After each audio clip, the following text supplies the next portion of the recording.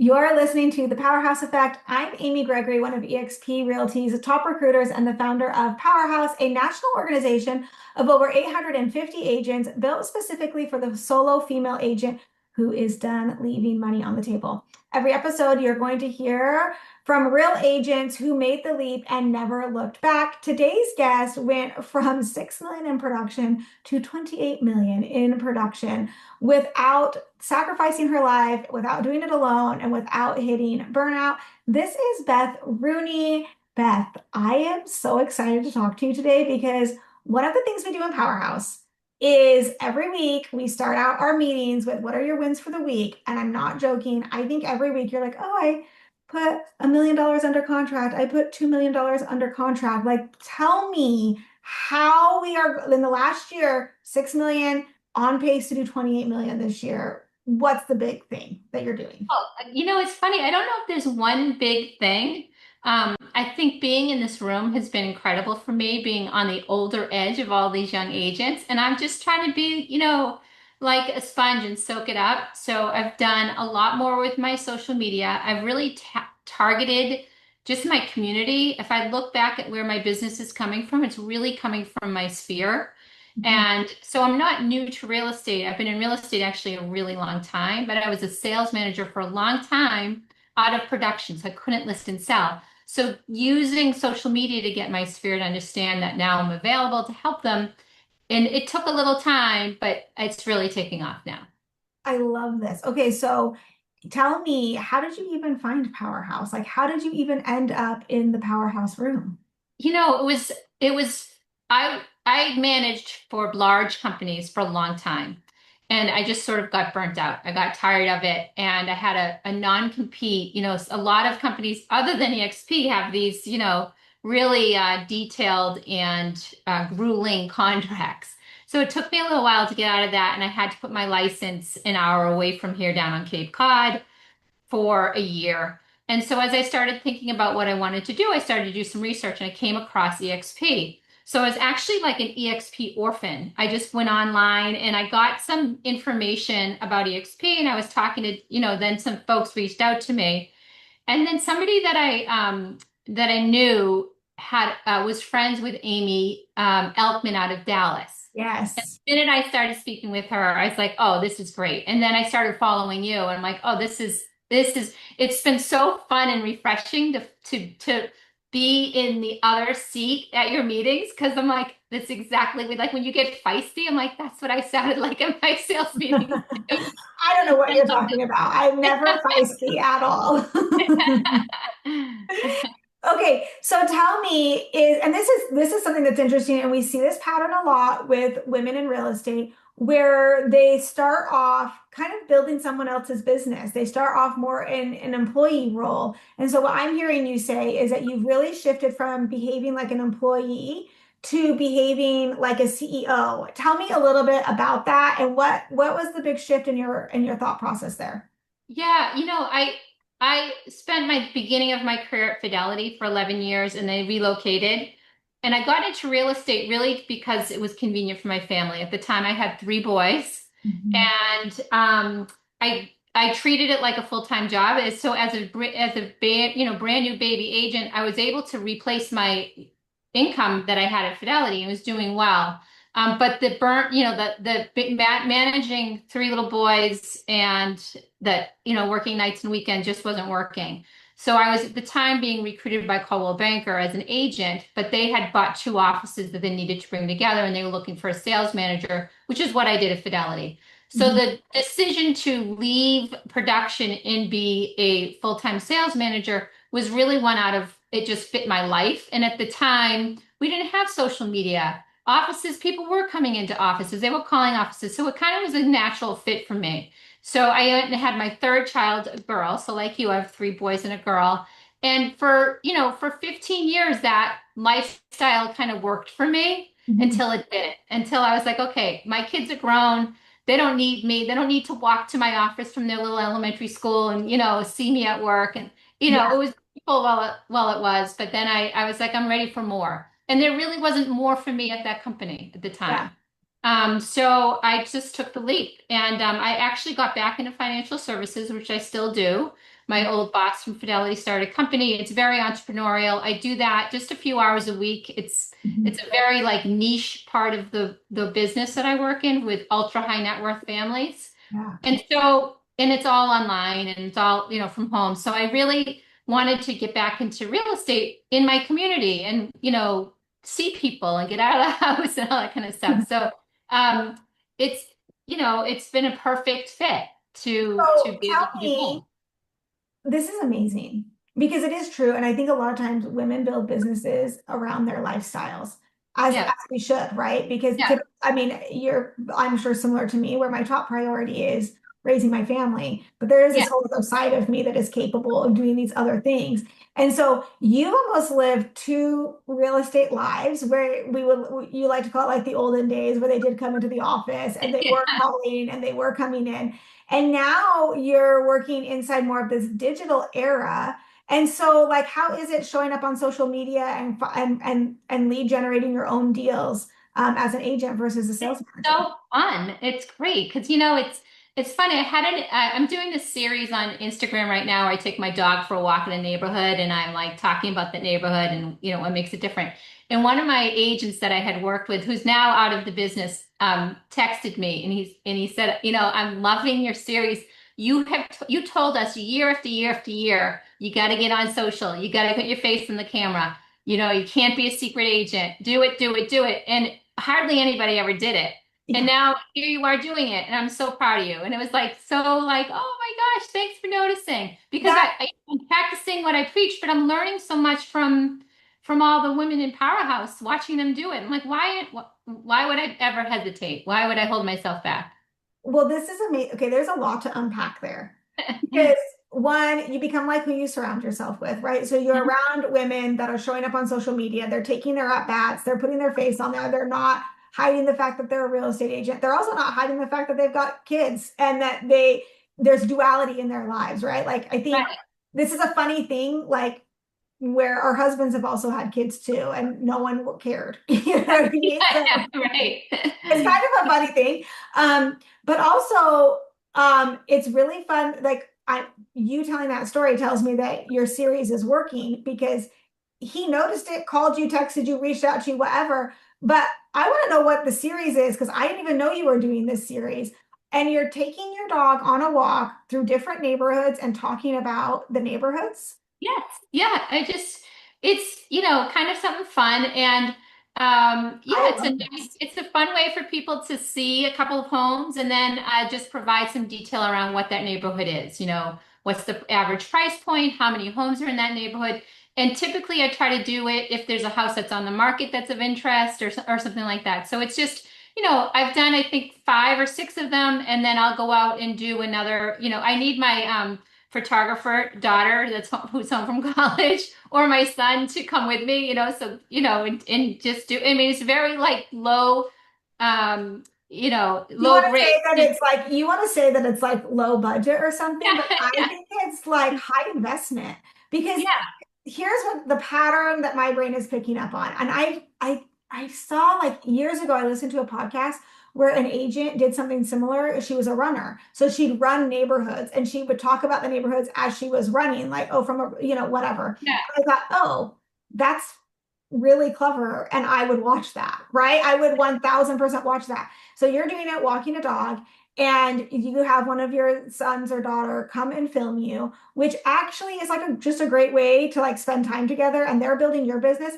What they don't realize is they're actually learning a lot helping you, whether they realize that or not, and you get to spend time together. So for me, I feel like you're like checking 5 boxes all at once. Are we sharing these on stories or are they like No, reels? I'm Like, I doing want to know. reels. I'm doing reels with them. Yes. Yeah. And Okay. the first one, I think it got 11,000 views. They're getting a good amount of views, like 3,000, 4,000 views.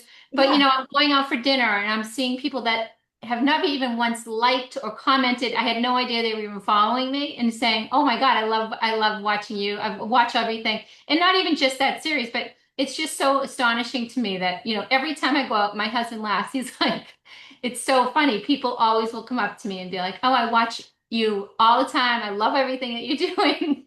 but Well, you and would this is never the know. thing that I think people don't realize with Instagram is sometimes I think agents think that Instagram is going to go find new people and it's about having new followers.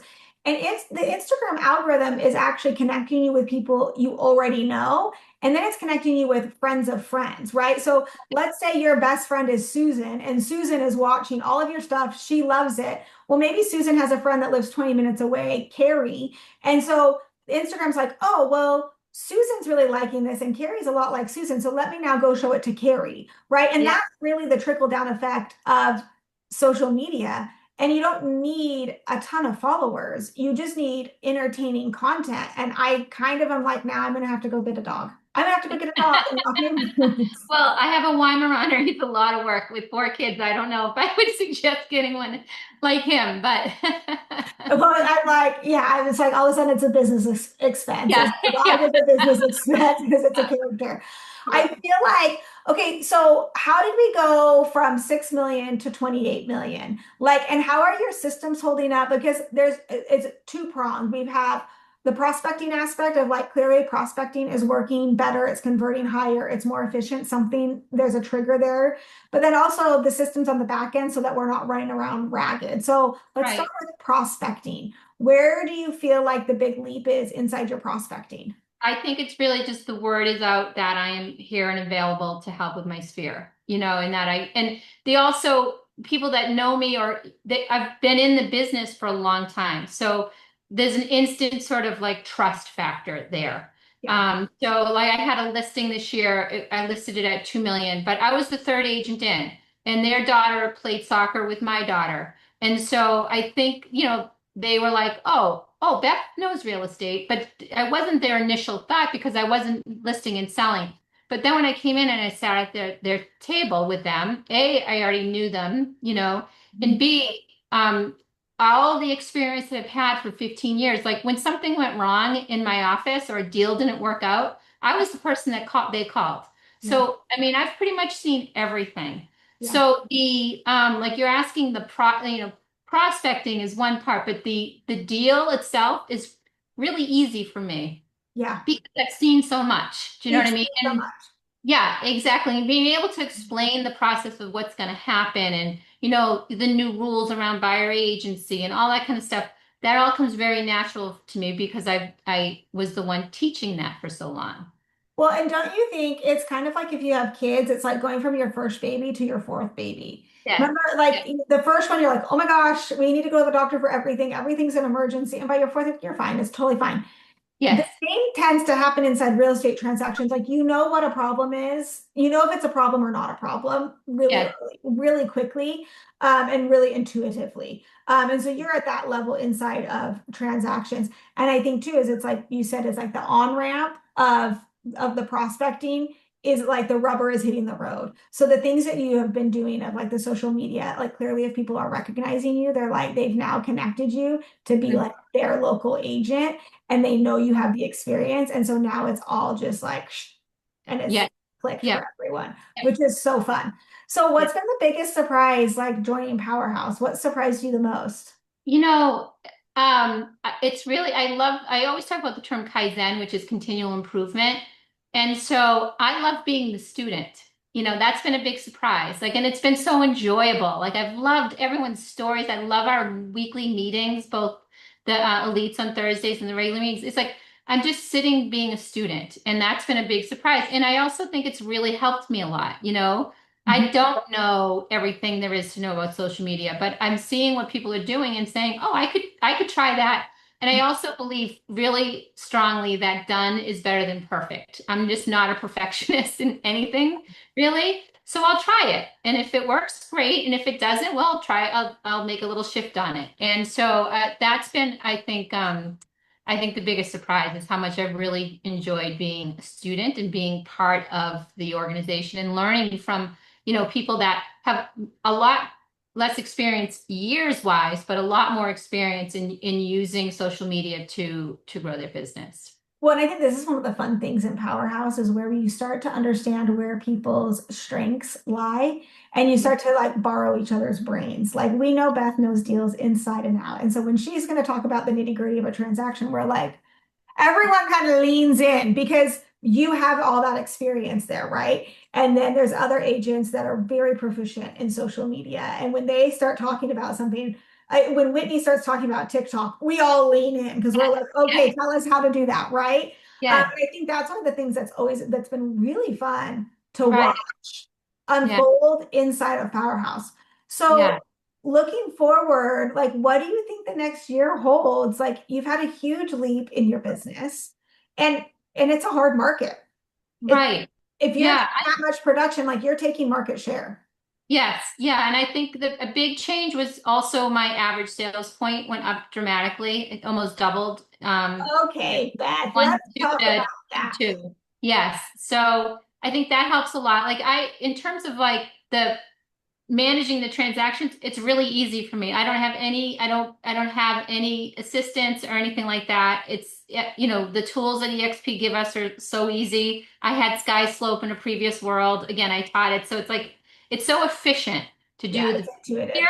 So I just think more of the same, getting the word out there to even a bigger audience is really my focus. Mhm. And then working, with people that I enjoy. And as long as I'm enjoying it, I'm Yeah. going to keep going, and so far it's been terrific. I've had some amazing clients this year. Okay, so let's talk a little bit about raising your price point because that's a thing that I don't think gets talked about enough with agents. And we talk a lot about like, you have production closed, but how many units is it and what's your hourly rate on all of those things, right? And one of Right. the ways we talk about this a lot is like selling a $500,000 house is the same amount of work as selling $1 million house. One just pays twice as well. You're And I right. think some people have a hard time owning that or saying that or feel bad about it. And I think in Powerhouse we talk a lot about this as like a business decision. And Yep. so how have you increased your price point? Again, I think, I happen to live in a community where the average sales price is high and in digging into that, and also being a little bit different in that market. There's a lot of people that, as I said, I managed in these markets for many, many years. I told agents for many, many years to get on social media, and a lot of the top producers just really aren't there. So when I sit in front of a seller and I can say, hey, the first week here's 12,000 views, 12,000 eyeballs that are mostly in the greater Boston market looking at your property. It's different than what the next person is saying. And I'm doing the traditional things too. I'm doing the brochures and the You're postcards. having it, yeah, you're gonna have a Yeah, glossy brochure and an yeah, open you and have all all those that. It's things. easy, that's easy. It's done. But so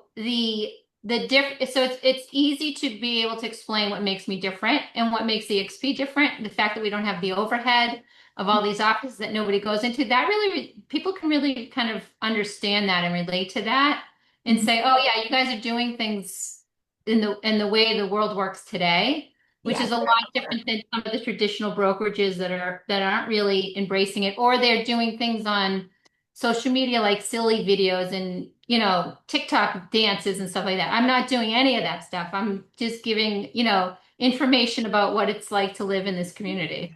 me either.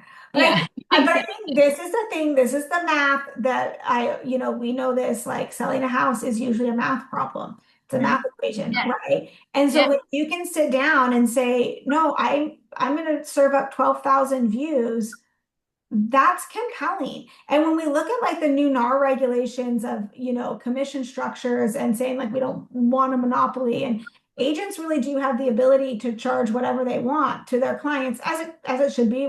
Everyone can have their own opinion about that. But I think one of the things we will likely start to see is these agents with big social footprints that can deliver the visibility that clients want, Hmm. they are going to be able to charge whatever they want because that social platform is insanely valuable. You're right. And it's funny, it's one of the things I think agents really miss when they're thinking about their brokerage is the brokerage is not the brand. The agent is the brand. And back to your like what's been your biggest surprise?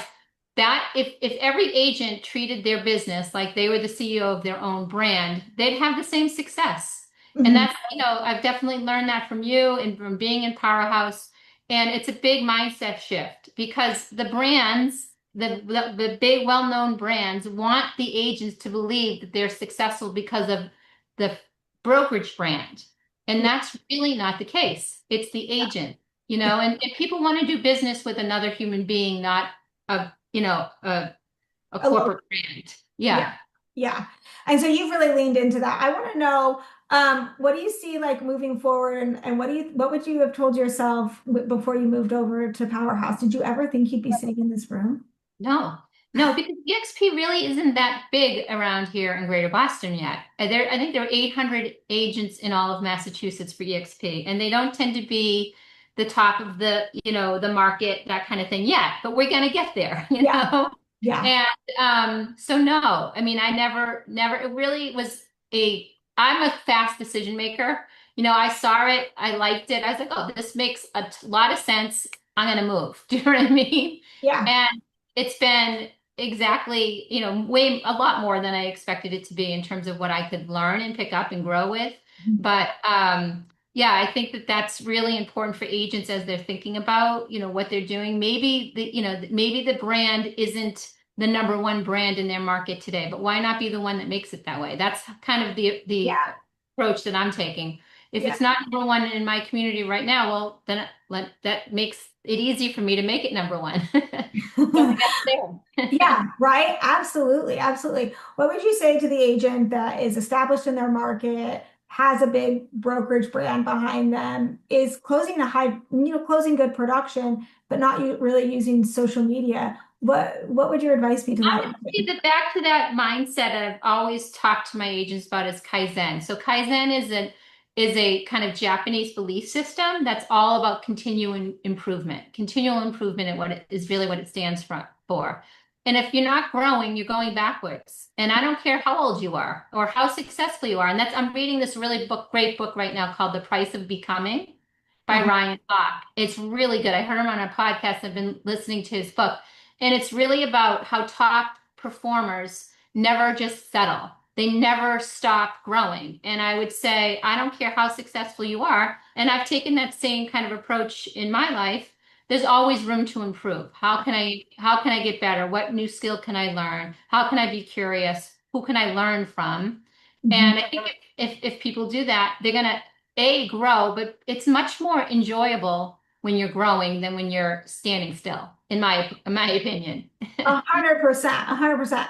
Beth, thank you so much for joining us today. I always love having you in meetings, and we love to bounce ideas with each other. If her story sounds familiar, words are apparently hard for me today. Reach out. This is what happens inside of Powerhouse on a regular basis. Agents build, double their production, increase their price point, reduce the burnout. If you're a solo female agent doing 3 to 5 million and you've been wondering if there's a better way to build, there is. This is the room. Come find out what the Powerhouse effect feels like for you. All the links are in the show notes below. I'm Amy Gregory, and I will see you next week.